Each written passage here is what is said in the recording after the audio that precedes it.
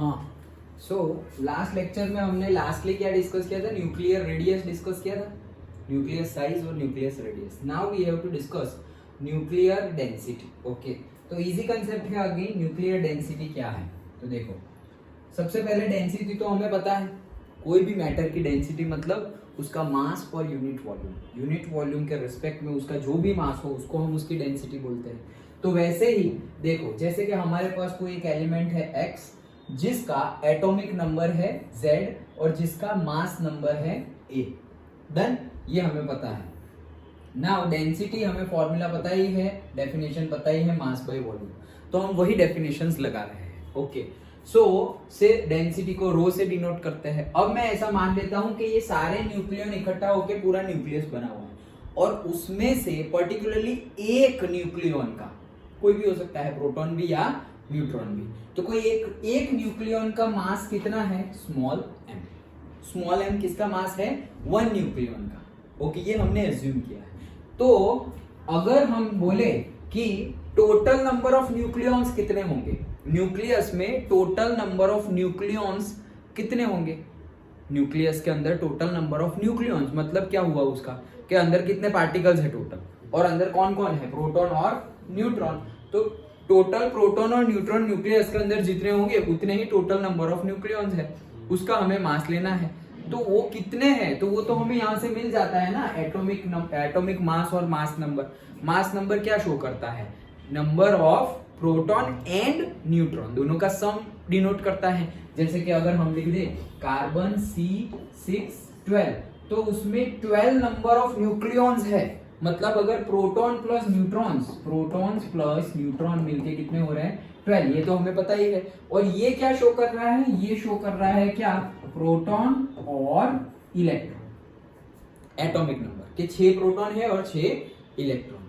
Done, ये हमें पता ही है। तो उसके अकॉर्डिंगली ही जो न्यूक्लियॉन्स है, जितने नंबर ऑफ न्यूक्लियॉन्स है उतने न्यूक्लियॉन्स का मास हमें लेना है, क्योंकि हम पूरे न्यूक्लियस की डेंसिटी फाइंड करना चाहते हैं। तो पूरे न्यूक्लियस में जितने न्यूक्लियॉन्स होंगे उनकी डेंसिटी, उनका ही मास लेना पड़ेगा। तो पूरे न्यूक्लियस में कितने न्यूक्लियॉन्स है? तो जो मास नंबर होगा, जो भी मास नंबर है, सपोज 10 है, ओके, तो वो 10 मल्टीप्लाइड बाई 1 का कितना मास है वो, तो 1 का मास मल्टीप्लाइड बाय, अगर 2 हो तो 2 इंटू स्मॉल m, अगर 3 हो, 1 का मास कितना लिया हमने? Small m। तो अगर 1 ही है तो स्मॉल m ही आएगा, अगर 2 है तो 2 इंटू स्मॉल m, अगर 3 है तो 3 इंटू स्मॉल m, अगर 10 है तो 10 इंटू स्मॉल m। और अगर हमें पता है कि टोटल नंबर कितने हैं, मास नंबर जितने a है, तो a इंटू स्मॉल m, तो a इंटू स्मॉल m, तो ये क्या हो गया? गिवन मास हो गया। सिंपल है, मास पता चल गया। ये m इंटू a कैसे लिखा पता चल गया। ऊपर क्या लेना है हमें? मास। मास किसका? न्यूक्लियस का। तो न्यूक्लियस में तो बहुत सारे न्यूक्लियॉन्स होंगे, तो वो सबका मास ले लो। तो एक का मास कितना है? इतना। तो उसमें कितने न्यूक्लियॉन्स है? इतने। तो दैट इनटू दैट नंबर, तो उतने टोटल मास हो गया न्यूक्लियस का। तो टोटल मास ले लिया डिवाइडेड बाय उसका वॉल्यूम। तो न्यूक्लियस को भी और एटम को भी हम एज्यूम कैसे किए हुए हैं?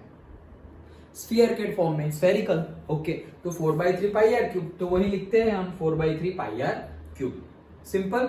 नाउ ये जो r है उसका फॉर्मूला कल ही हमने डिस्कस किया था न्यूक्लियस साइज और न्यूक्लियस रेडियस में, that is r0 into a raise to 1/3।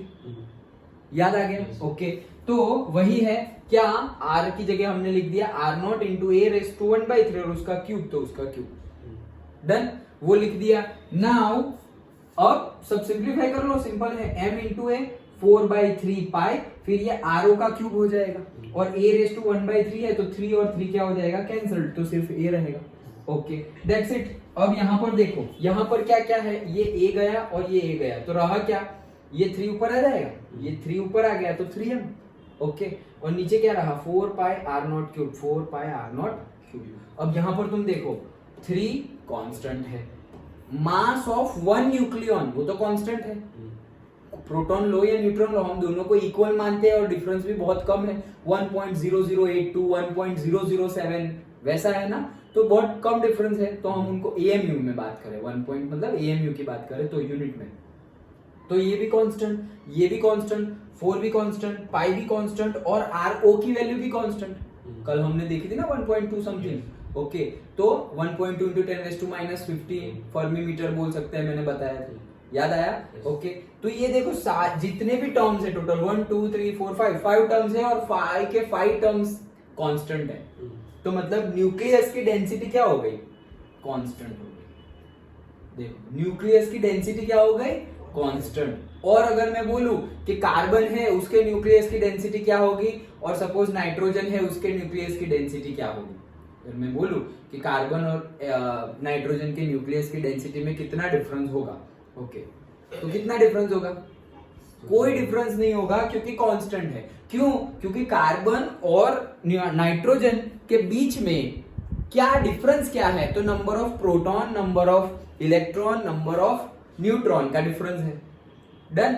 जैसे कि कार्बन में नंबर ऑफ न्यूट्रॉन्स कितने हैं से हमने अगर ऐसा लिखा तो इसमें C6 और नाइट्रोजन उसके बाद वाला, ओके तो ये हमने लिखा हुआ है।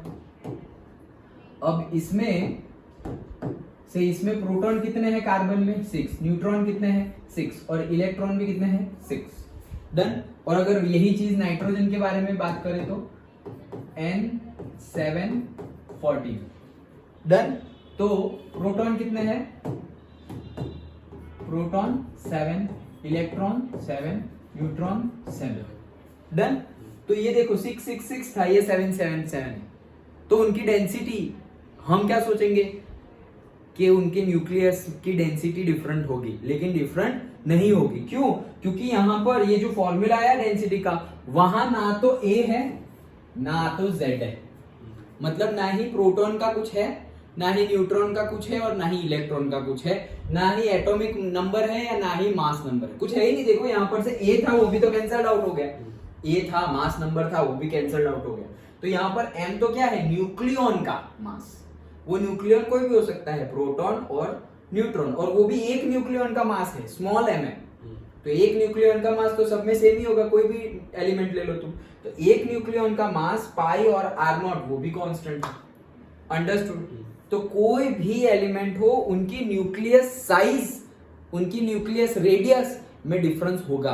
कोई बड़ा साइज का होगा, कोई छोटी साइज का होगा, लेकिन उनकी डेंसिटी में कोई डिफरेंस उनकी मतलब एटॉम की नहीं, न्यूक्लियस की। और एटॉम की बोलोगे तो भी चलेगा। क्यों? क्योंकि वापस इलेक्ट्रॉन जो है उसका मास तो हम नेग्लिजिबल गिने हुए हैं। कितना गिने हुए थे? कल हमने डिस्कस किया था, प्रोटॉन की कंपेयर में इलेक्ट्रॉन का मास कितने टाइम्स ज्यादा और कम है? नहीं तो